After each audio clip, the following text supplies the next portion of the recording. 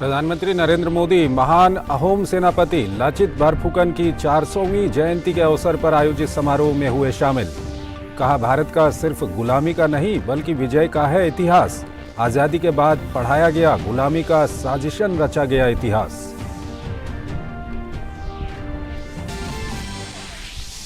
रक्षा मंत्री राजनाथ सिंह ने वैश्विक समुदाय के आर्थिक विकास के लिए हिंद प्रशांत क्षेत्र को बताया महत्वपूर्ण। दिल्ली में आयोजित हिंद प्रशांत क्षेत्रीय संवाद 2022 में रक्षा मंत्री ने कहा, बेहतर दुनिया का निर्माण हमारी नैतिक जिम्मेदारी।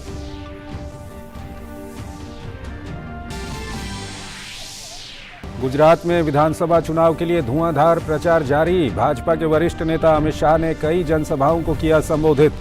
राज्य की भाजपा सरकार द्वारा किए गए विकास कार्यों का किया जिक्र। भाजपा शनिवार को जारी करेगी संकल्प पत्र। कांग्रेस और आम आदमी पार्टी ने भी प्रचार में झोंकी ताकत। एमसीडी चुनाव के लिए दिल्ली भाजपा ने जारी किया संकल्प पत्र। मेधावी छात्राओं को मुफ्त साइकिल, मासिक स्कॉलरशिप, झुग्गी झोपड़ी निवासियों को पक्के मकान और महिलाओं द्वारा संचालित 50 अन्नपूर्णा रसोई जैसे वादे किए शामिल। अन्य दलों का प्रचार भी जारी।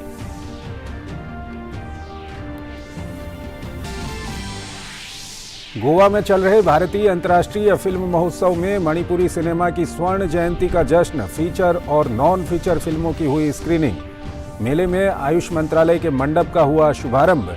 कई बेहतरीन फिल्मों के प्रीमियर में शामिल होने के लिए उमड़े सिनेमा प्रेमी।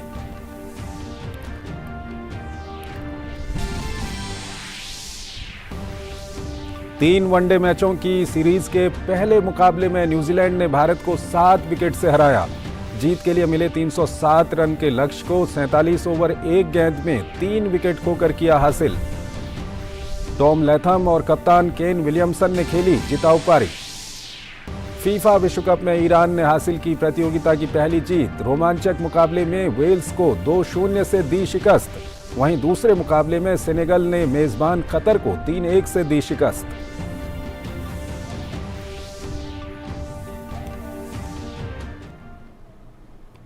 नमस्कार, डीडी न्यूज में आपका स्वागत है। मैं हूं चंद्रशेखर जोशी और आइए अब खबरें देखते हैं विस्तार से।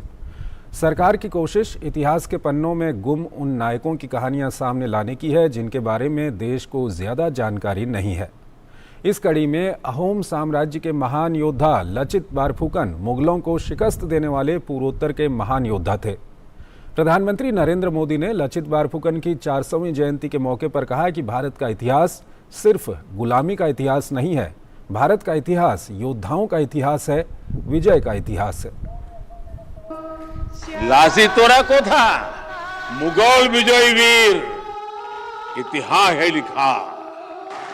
अर्थात बच्चों, तुमने सुनी है लासित की गाथा? मुगल विजयी वीर का नाम इतिहास में दर्ज है।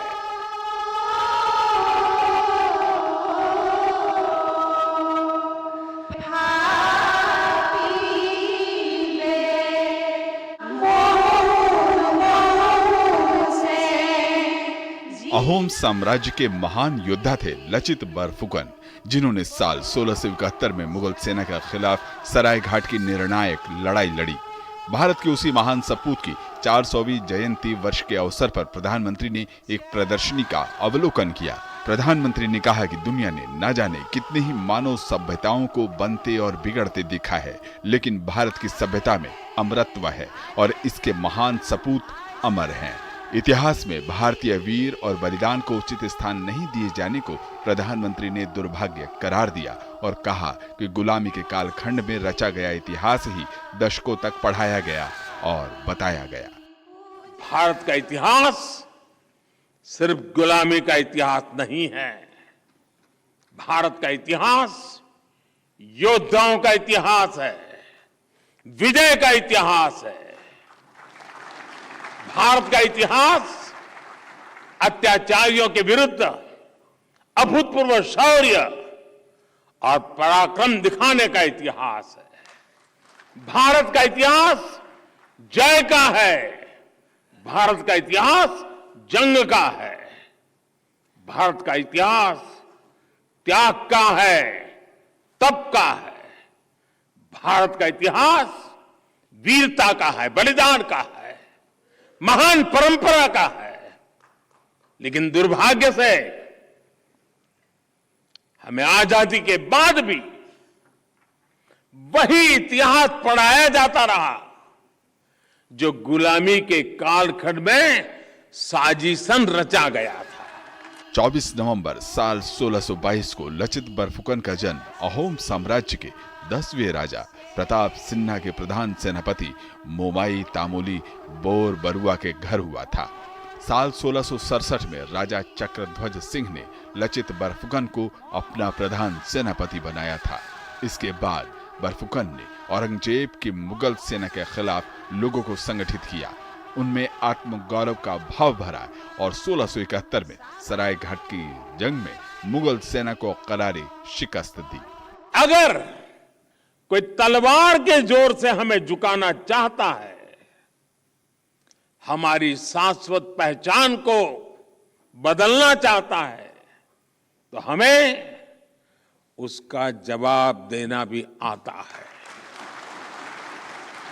अपनी पूरी ताकत झोंक कर मुगलों ने गुवाहाटी पर कब्जा कर लिया था, लेकिन फिर एक बार लासित बोरफुकन जैसे योद्धा आए और अत्याचारी मुगल सल्तनत के हाथ से गुवाहाटी को आजाद करवा लिया। औरंगजेब ने हार की उस कालिक को मिटाने की हर मुमकिन कोशिश की, लेकिन वो हमेशा हमेशा असफल ही रहा। वीर लचित बरफुकन की 400वीं जयंती के समापन समारोह पर प्रधानमंत्री ने देश के महान सपूत को श्रद्धा सुमन अर्पित किए। साथ ही देश की कई भाषाओं में रचित बरफुकन के शौर्य गाथा का भी विमोचन किया। प्रधानमंत्री ने आश्वस्त किया कि देश के महान सपूतों के बलिदान से ऊर्जा लेकर नया भारत सही इतिहास की जानकारी के साथ भविष्य का निर्माण कर रहा है और नए भारत में सिर्फ एक ही भावना प्रबल है और वो है राष्ट्र प्रथम। विशाल बेरिस्टो के साथ ब्यूरो रिपोर्ट, डीडी न्यूज। अगर लाचित बरफुकन नहीं होते तो आज हिमा दास भी नहीं होती। ये दावा है भारत की स्टार एथलीट हिमा दास का।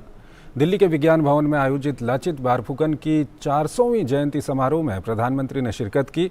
पेश है हमारे संवाददाता विशाल बेरिस्टो के साथ हिमा दास की खास बातचीत। मेरे साथ है हिमा दास, इनको कौन नहीं जानता। हिमा दास असम से आती हैं और आज वो दिन है लचित बरफुकन की 400वीं जयंती। हिमा, आप एक आइकॉन है असम से और लचित बरफुकन ने भी जो नाम रोशन किया असम का, आज उसको पूरी दुनिया जानती है और आज यहाँ पर ये प्रोग्राम रखा जा रहा है। लचित बरफुकन आपके लिए कितना इंस्पिरेशनल है? देखिए, उस टाइम लासित बरफुकन जी ने मुगल को नहीं हराते तो मैं आज यहाँ पे नहीं पहुँचती, क्योंकि हर एक चीज़ रिलेटेड हिस्ट्री में होते। तो लासित बरफुकन जी ने जब हमारे मातृभूमि असम को बचाया है मुगलों से, तो इसके लिए आज हिमा दास यहाँ पे है, हिमा दास बन पाया है, तो बहुत अहम भूमिका है। कहीं ना कहीं लासित बरफुकन जी को नहीं जानते युवा ने। ये ऐसा प्रोग्राम हुआ है जिन्होंने पूरा देश को, पूरा दुनिया को लासित बरफुकन जी को दुनिया के सामने लेकर आए, दुनिया के सामने लेके आए। इसके लिए प्रधानमंत्री जी को तो हम बहुत शुक्रगुजार है कि हर ऐसे इंस्पिरेशन बातों में, हर एक मोटिव में अहम भूमिका प्रधानमंत्री जी ने भी किया है। जैसे हम कहीं पे बाहर खेलने जाते तो सर ने घर बुला के हमको इंस्पिरेशन टॉपिक दिया के हमको एक मोटिवेशन बात बोल के हमको और पावरफुल करके भेजते खेलने के लिए। ऐसा दुनिया में कभी कहीं पे भी नहीं है, ऐसा प्रधानमंत्री कहीं पे भी नहीं है कि direct to direct sports person के साथ कोई बड़ा मैच खेलने जाते हैं तो तभी बात करके भेजते हैं।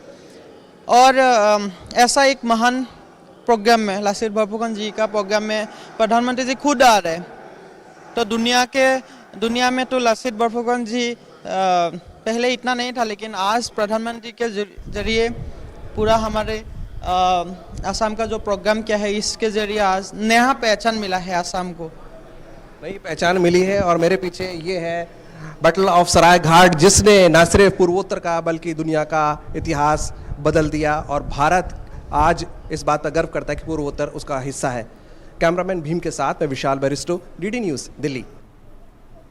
प्रधानमंत्री नरेंद्र मोदी की ज़बरदस्त लोकप्रियता केवल भारत ही नहीं पूरी दुनिया में है। ये बात एक रेटिंग एजेंसी के सर्वे में साबित हुई है। प्रधानमंत्री नरेंद्र मोदी 77% के साथ विश्व के सर्वाधिक लोकप्रिय नेता बने हुए हैं। अमेरिकी कंपनी मॉर्निंग कंसल्ट की ओर से विश्व नेताओं की लोकप्रियता के बारे में जारी रेटिंग में ये खुलासा किया गया है। मैक्सिको के राष्ट्रपति एंड्रेस मैनुअल लोपेस ओब्रेदोर दूसरे और ऑस्ट्रेलिया के प्रधानमंत्री एंथनी एल्बनीज तीसरे सबसे लोकप्रिय नेता करार दिए गए हैं। वहीं गौर करने वाली बात है कि इस रेटिंग में अमेरिकी राष्ट्रपति जो बाइडेन 9वें और ब्रिटेन के प्रधानमंत्री ऋषि सुनक 22वें स्थान पर हैं। नेताओं की लोकप्रियता की ये रेटिंग इस महीने की 16 से 22 तारीख तक किए गए सर्वेक्षण के नतीजों पर आधारित है। इस सर्वेक्षण में 7 दिन तक प्रत्येक देश में वयस्क निवासियों की राय ली गई।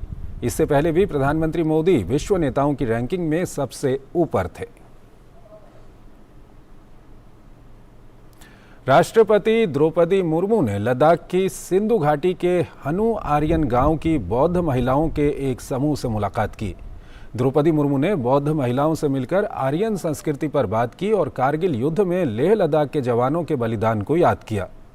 भारतीय सेना की 191 फील्ड रेजिमेंट लद्दाख की सिंधु घाटी के फर फलुंग क्षेत्र में स्थित हनु आर्यन गांव की 25 बौद्ध महिलाओं के लिए राष्ट्रीय एकता यात्रा का आयोजन कर रही है। देश में आर्यन संस्कृति के बारे में जागरूकता फैलाने के लिए ये महिलाएं राष्ट्रीय एकता यात्रा के माध्यम से लेह, दिल्ली, वाराणसी, बोधगया का भ्रमण करेंगी। लेह लद्दाख केवल समाज को आगे नहीं और देश को भी सुरक्षा करते हैं। लेह लद्दाख के लोग जो अभी कारगिल का ये युद्ध हुआ, बहुत सारे वहाँ के जवानों ने देश के लिए अपने बलिदान दिए हैं। इसीलिए आप आगे बढ़ते रहना इसी तरह। ये तो मुझे लगता है इंडियन आर्मी ये केवल ये शायद शुरुआत है। इसी तरह हर साल महिलाओं को लाना चाहिए और दिखाना चाहिए कि बाहर क्या है। रक्षा मंत्री राजनाथ सिंह ने नई दिल्ली में हिंद प्रशांत क्षेत्रीय संवाद 2022 में मुख्य भाषण दिया। उन्होंने कहा, इंडो पैसिफिक क्षेत्र न केवल क्षेत्रीय बल्कि व्यापक वैश्विक समुदाय के आर्थिक विकास के लिए महत्वपूर्ण है। It is our moral responsibility to strive towards building a better world that is secure and just for everyone. In fact, in India, our philosophers and visionaries have always dreamed of a human community transcending political borders. It is my firm belief that if security becomes a truly collective enterprise, then we can think of creating a global order which is beneficial to all of us. The global community has been working towards it through multiple platforms and agencies, UN Security Council being the foremost among them. Gujarat चुनाव में हर दिन बढ़ रहा चुनावी तापमान, आइए देखते हैं क्या है गुजरात के चुनावी रंग। गुजरात विधानसभा चुनाव की सरगर्मियां जोरों पर हैं। पहले चरण के मतदान में अब कुछ दिन ही बाकी रह गए हैं। ऐसे में सभी राजनीतिक दल अपने अपने उम्मीदवारों की जीत सुनिश्चित करने के लिए एड़ी चोटी का जोर लगा रहे हैं। गुजरात में भाजपा पिछले 27 साल से सत्ता में है और इस बार भी राज्य में सरकार बनाने के लिए पूरी ताकत झोंके हुए है। इसी क्रम में पार्टी के वरिष्ठ नेता और केंद्रीय गृह मंत्री अमित शाह ने राज्य की विभिन्न विधानसभाओं में पार्टी प्रत्याशियों के लिए प्रचार किया। अमित शाह ने कांग्रेस को घेरते हुए कहा कि वंशवाद, जातिवाद और परिवारवाद से कांग्रेस घिरी हुई है। बे पार्टियों वच्चेनी आ लड़ाई छे। एक बाजू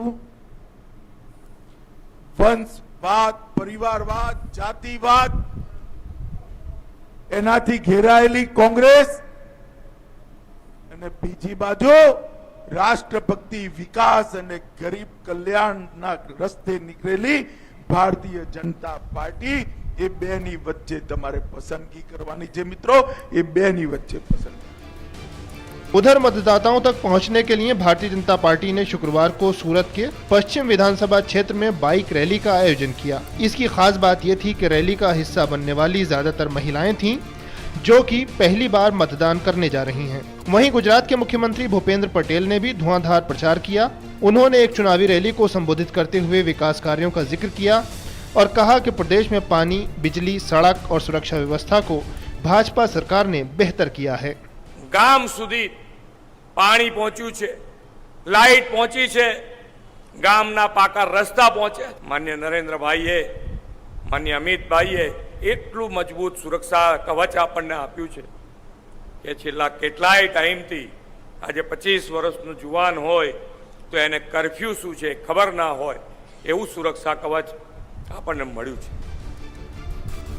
वहीं प्रदेश में पिछले 27 साल से सत्ता पर काबिज भाजपा को हटाने के लिए कांग्रेस और आम आदमी पार्टी ने अपनी पूरी ताकत झोंक रखी है। राज्य के लिए आम आदमी पार्टी की तरफ से घोषित मुख्यमंत्री पद के उम्मीदवार ईसुदान गढ़वी ने इन चुनावों में कांग्रेस को नकारते हुए कहा कि कांग्रेस बिकने वाली पार्टी है और वो सिर्फ इन चुनावों में वोट काटने के लिए खड़ी हुई है। कांग्रेस क्या है, बिक जाती है और कांग्रेस अभी हमारा वोट काट रही है। कांग्रेस यहाँ 18-20% पे है, उसमें उसको 5 सीट से ज्यादा मिल नहीं सकती है कि पिछले 8 साल में कांग्रेस के 65 बड़े नेता भाजपा में चले गए, कांग्रेस के एमएलए भाजपा में चले गए, कांग्रेस के सब एमपी के जो कैंडिडेट लड़े थे वो भाजपा में चले गए, तो बी टीम किसकी हुई? एडीआर ने गुजरात के पहले चरण के प्रत्याशियों के हलफनामे पर एक रिपोर्ट तैयार की है। इसके अनुसार इस बार चुनाव में पहले चरण के 788 प्रत्याशियों में से 21% पर आपराधिक मुकदमे दर्ज हैं। इनमें सबसे ज्यादा आम आदमी पार्टी के 36% प्रत्याशी हैं। उसके बाद कांग्रेस के 35% प्रत्याशियों पर आपराधिक मुकदमे दर्ज हैं। Bureau report, DD news. Gujarat में 2 चरणों में चुनाव होने हैं। इसे लेकर निर्वाचन आयोग और पुलिस प्रशासन चुनाव आचार संहिता का पालन कराने के लिए मुस्तैदी से काम कर रहा है। इसकी ज़मीनी हकीकत जानने का प्रयास किया हमारे संवाददाता चंद्रशेखर ने। गुजरात में 2 चरणों में विधानसभा चुनाव होने हैं और इसको लेकर के आचार संहिता भी लगी हुई है और इसमें चुनाव आयोग के जो निर्देश हैं उसके तहत किसी भी प्रकार के पैसे की लेन देन और आवाजाही या फिर आवश्यकता से ज़्यादा की आवाजाही पर रोक है और उसको लेकर के जितनी भी गाइडलाइंस है उसको पालन करने की जो जिम्मेदारी है उसमें वो सीआरपीएफ और पुलिस प्रशासन भी मुस्तैदी से लगा हुआ है। हमारे साथ इस वक्त एक स्टैटिकल सर्विलांस टीम के एक सदस्य हैं, उनसे हम बात करते हैं कि क्या क्या यहाँ पर किए जा रहे हैं। यहाँ पे मैं और हमारी पूरी की पूरी टीम यहाँ पे दारू है, शस्त्र है, असामाजिक तत्वों की हिलचाल, फिर वो पैसे की रोकड़ रकम जिसके जो ये सब हेरफेर करते हैं और इसके हिसाब से चुनाव जो है निष्पक्ष चुनाव कराना है वो अच्छे तरीके से हो, इसलिए हम यहाँ पे तैनात हुए हैं। और ये नाका है, ये भावनगर से यहाँ पे सीधा आ रहा है, तो ये बाहर से कोई भी लोग आ रहे हैं, कोई भी लोग, तो प्रत्येक गाड़ी की हम चेकिंग कर रहे हैं। गाड़ी हो, 2 व्हीलर हो, रिक्शा हो, ऐसे सब वाले हमें ऐसा लगे कि ये सब में ऐसा कुछ गैर कानूनी है तो हम सबकी चेकिंग कर रहे हैं। तमाम राजनीतिक दलों की राजनीतिक पार्टियों के जो गाड़ियां हों या फिर आम लोगों की गाड़ियां हों उनकी चेकिंग की जा रही है और लगातार हमने भी देखा कि पुलिस लगातार मुस्तैदी से अपने काम को अंजाम देने में लगी है। सभी का एक ही प्रयास है कि ये जो चुनाव होने हैं 1 तारीख को और 5 तारीख को ये निष्पक्ष तरीके से हो सकें और इसको लेकर के पुलिस प्रशासन जो है और चुनाव आयोग जो है वो मुस्तैदी से काम कर रहा है। Chandrashekhar, DD news. और वहीं दिल्ली का एमसीडी चुनाव हर दिन दिलचस्प होता जा रहा है। राजनीतिक पार्टियां अपनी बात जनता तक पहुंचाने के लिए अपना नए तरीके अपना रहे हैं। इस बीच भाजपा ने जारी किया है 12 सूत्रीय संकल्प पत्र। जनता से पर्यावरण सुरक्षा समेत कई वादे इसमें किए गए हैं। दिल्ली में एमसीडी चुनाव के लिए प्रचार अभियान तेज होता जा रहा है। एक तरफ राजनीतिक दल रैलियों, सभाओं के जरिए मतदाताओं तक पहुंचने की कोशिश कर रहे हैं, तो दूसरी ओर घोषणा पत्र में जनता से जुड़े मुद्दों को उठाकर एमसीडी में मौका मांग रहे हैं। भाजपा ने दिल्ली नगर निगम चुनाव के लिए शुक्रवार को अपना संकल्प पत्र जारी कर दिया। केंद्रीय मंत्री पीयूष गोयल, दिल्ली बीजेपी प्रभारी बैजयंत पांड्या, दिल्ली बीजेपी अध्यक्ष आदेश गुप्ता, दिल्ली के सांसद रमेश बिधूड़ी, हर्षवर्धन, हंसराज हंस और प्रवेश वर्मा ने यह संकल्प पत्र जारी किया। संकल्प पत्र में 5 रुपए में खाना, स्मार्ट स्कूल, 5वीं की मेधावी छात्राओं को मुफ्त साइकिल सहित कई वायदे किए गए हैं। हमारी सिद्धि है, जिन संकल्पों को पूरा करना हमारा धर्म है, हमारा दायित्व है, जिसके लिए हम दिन रात मेहनत करते हैं, जिसके लिए हम जवाबदेही खड़े उतरते हैं। ऐसी टीम को हमने आज जनता के समक्ष रखा है। भाजपा ने संकल्प पत्र जारी करते हुए कहा कि पार्टी जो वादा करती है उसे पूरा करती है। पार्टी ने संकल्प पत्र में निगम की सुविधाएं मोबाइल और डिजिटल माध्यम से दिए जाने के साथ साथ सरकार बनने पर 100 दिन के अंदर MCD ऐप पर सभी जानकारी देने की बात कही है। जिस प्रकार से भ्रष्टाचार ऐतिहासिक चरम सीमा पर है, जिस प्रकार से एक के बाद एक कांड भ्रष्टाचार के अलग अलग स्वरूप दिल्ली की सरकार ने देश में दिखाए, उधर आप और कांग्रेस ने भी अपना चुनाव प्रचार तेज कर दिया है। आप नेता और उप मुख्यमंत्री मनीष सिसोदिया ने पंजाबी बाग में पार्टी के पक्ष में प्रचार किया। उन्होंने MCD में कथित भ्रष्टाचार का हवाला देते हुए कहा कि उनकी पार्टी इससे दिल्ली वालों को छुटकारा दिला सकती है। भाजपा ने दिल्ली के स्कूलों में कक्षाओं के निर्माण में हेरफेर के संबंधित एक रिपोर्ट का हवाला देते हुए केजरीवाल पर निशाना साधा। अरविंद केजरीवाल कहीं उपस्थित हो तो एक गारंटी है भ्रष्टाचार की।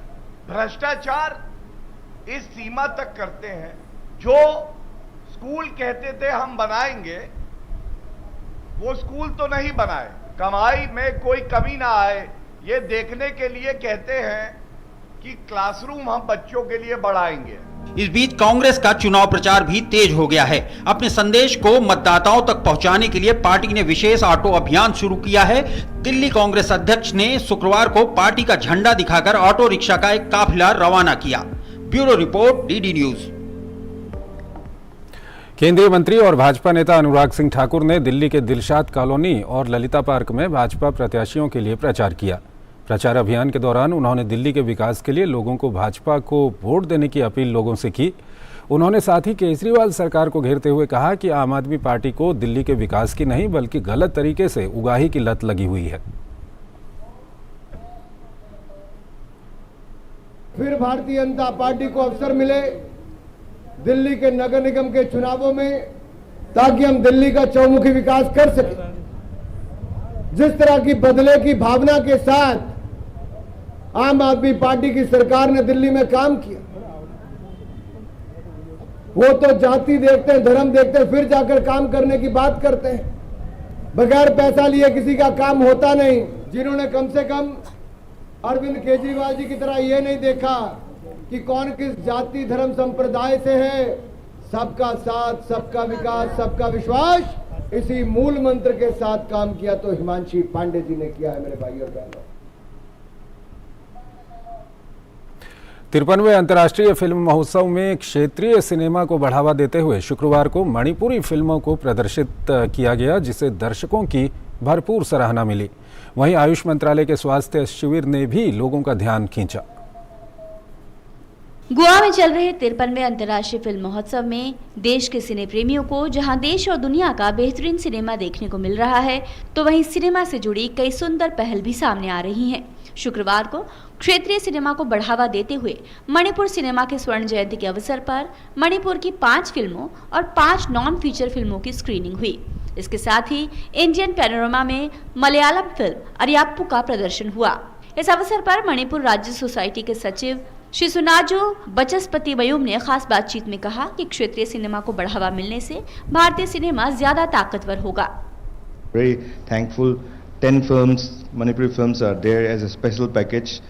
5 feature films, 5 non-feature films, as well as we are also featured in Film Bazaar, and a pavilion is also complimentary given to us, and there we are attracting film producers and makers to come and shoot in Manipur, because Manipur is yet to be explored.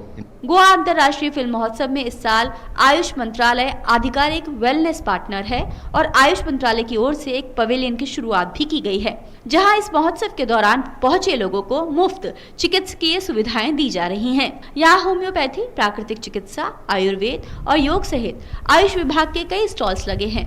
IFFI में आए delegates भी इस पहल से उत्साहित हैं। 53वां अंतर्राष्ट्रीय film महोत्सव न केवल देश और दुनिया का बेहतरीन सिनेमा लोगों के सामने लेकर आ रहा है, बल्कि क्षेत्रीय सिनेमा और सिनेमा से जुड़े लोगों को बढ़ावा देने के लिए भी कई कारगर कदम उठाए जा रहे हैं। पणजी से शहला निगार की रिपोर्ट, DD न्यूज। इतिहास को लेकर बार बार अनुसंधान करने की ज़रूरत होती है और इतिहासकार डॉक्टर विक्रम संपत यही कर रहे हैं। शुक्रवार को उनकी किताब Bravehearts of Bharat vignettes from Indian history का विमोचन केंद्रीय इलेक्ट्रॉनिक्स एवं सूचना प्रौद्योगिकी राज्य मंत्री राजीव चंद्रशेखर ने किया। ये किताब देश के ऐसे 15 वीर योद्धाओं और वीरांगनाओं के बारे में है जो देश के अलग अलग हिस्सों और अलग अलग कालखंडों से आते हैं और जिन्होंने साहस के साथ आक्रांताओं के खिलाफ लड़ा और जीते भी। One of the easiest ways to describe a nation is by the pantheon of heroes that have served their nation, built their nation, sacrificed for the nation. And for many, many years that narrative about India was absent. Many of these sterling lives, sterling stories, and we were limited to, like I said, living through the prism of a type of history that indoctrinated us, or in a sense led us to believe either we did not have enough heroes or that the heroes all came from a particular lineage और a particular family. हमारे इतिहास में जो लुप्त हो गए हैं ये सारे वीर, उनको उजागर करना है। तो हालांकि इस किताब में लचित बोरफुकन का पे भी एक चैप्टर है, तो इसमें ऐसे 15 लोग हैं जो देश के विभिन्न हिस्सों से आते हैं, अलग अलग कालखंडों से बिलोंग करते हैं, पर जिनका एक ही सूत्र जो कॉमन है उनमें वो यही है कि आक्रांतों के खिलाफ उन्होंने घुटने नहीं टेके और हमेशा लड़ते रहे अपनी आज़ादी के लिए, अपने जीवन के लिए और अपने देश के लिए। आज़ादी की अमृत कहानियां के तहत देखिए महान स्वतंत्रता सेनानी कुंवर सिंह की वीरगाथा पर बनी फिल्म।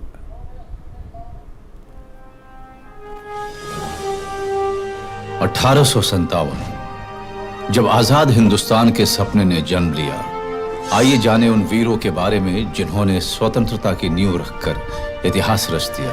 एक समय की बात है, थे एक 80 साल के जवान, नाम था वीर कुंवर सिंह, बुलाते थे उन्हें बिहार की शान। नेतृत्व के गुणों से भरपूर थे वो, धर्म जाति से पार, सभी वर्गों को एकजुट कर लड़े हो, हैरान थी ब्रिटिश सरकार।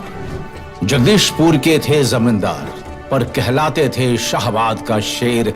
जब लगाया अनुचित लगान, पाला उन्होंने अंग्रेजों से बैर। शुरू किया विरोध, पहुंचे दानापुर से आरा, रिहा कर भारतीय कैदियों को ब्रिटिश राज को दिया जवाब करारा। कायम रखी स्वतंत्रता की ज्वाला, बढ़ चले आजमगढ़ की ओर, और गुरिल्ला युद्ध नीति से विजय करी जीटी रोड। श्रीपुर घाट पहुंचे की शत्रुओं ने गोलियों की बौछार, गोली लगी हाथ पर, हुआ था जोर का वार। काट अपने हाथ को किया गंगा मां को समर्पित, लेकिन जारी रखी जंग और किया अंग्रेजों को पराजित। लौट आए जगदीशपुर, वहीं लड़े वो और वहीं ली समाधि। तेगवा बहादुर थे वो, याद रहेंगे बाबू कुंवर सिंह वीर फौलादी। 1857 की जंग के किस्से आज भी हर भारतवासी की मन में जोश और उत्साह भर देते हैं। ऐसे ही वीरों की प्रेरणादायक कहानियां लेकर हम फिर लौटेंगे। आजादी की अमृत कहानियां, सूचना एवं प्रसारण मंत्रालय और नेटफ्लिक्स द्वारा प्रस्तुत।